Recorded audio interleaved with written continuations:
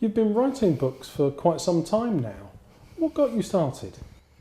Yeah, well, it's actually over 23 years now since my first book was published.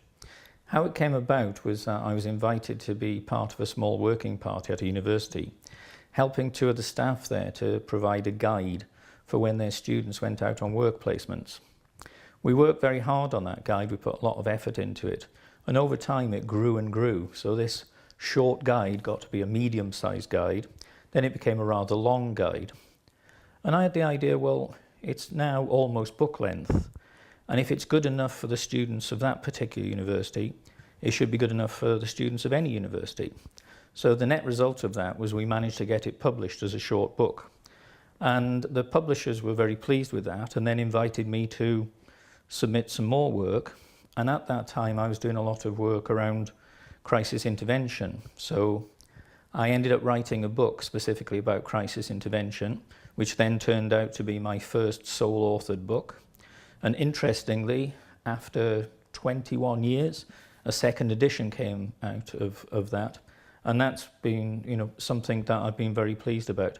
So in a nutshell, that's how it came about, through that project at a university. Do you have any particular favourites?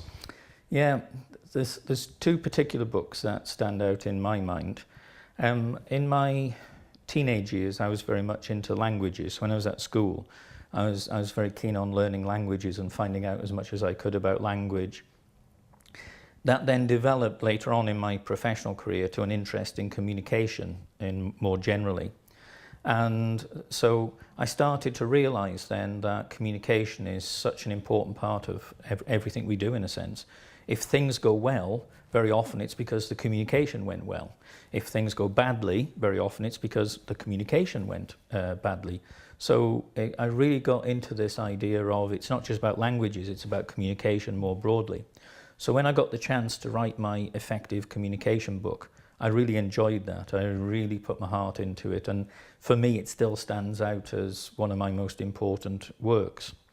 But the other one that I've got as a favourite, I think, is my people management book. One of my books is called People Skills, and that's done very, very well. And a lot of people said to me, well, this is great looking at the people skills we need, but what about issues around actual people management? So that led me to write a book about people management, which is, in a sense, a follow-on to the people skills book. And because a lot of my work these days is around dealing with people management issues, it's about helping organisations get their people issues right, then again that was something that I really enjoy doing, and for me stands out as something quite special. What about any that you found particularly difficult or problematic? That's an interesting question. Yeah, I suppose one in particular that strikes me from that point of view is my Promoting Equality book. One of the reasons I wrote that book was that I was very conscious that issues around discrimination and oppression were very significant, very serious, and needed our attention.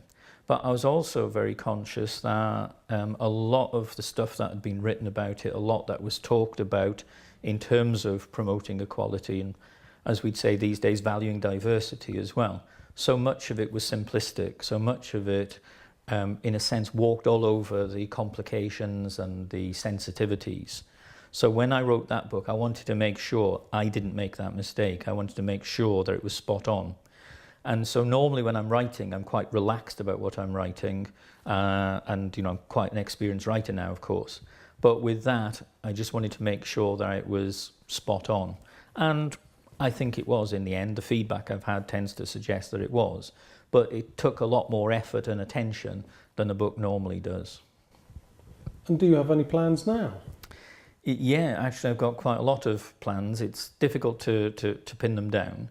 I've got a number of full-scale books that I'm interested in writing, and what I'm trying to do now is to prioritise, in a sense, to decide what order that I tackle them in. But I've still got a few books in me. But also what I'm doing as well is I'm thinking about a number of ebooks now. I've already got a couple of ebooks that I've done. There's more in the pipeline. And what I'm doing in terms of ebooks is trying to focus on those topics that don't require a full-length book treatment, where they're sort of shorter, more focused pieces of work. Because with the ones I've done so far, I've had a lot of positive feedback to that effect. People have said sometimes you don't need a full-scale book, you just need something that's shorter and more focused. Thank you very much. Well, thank you.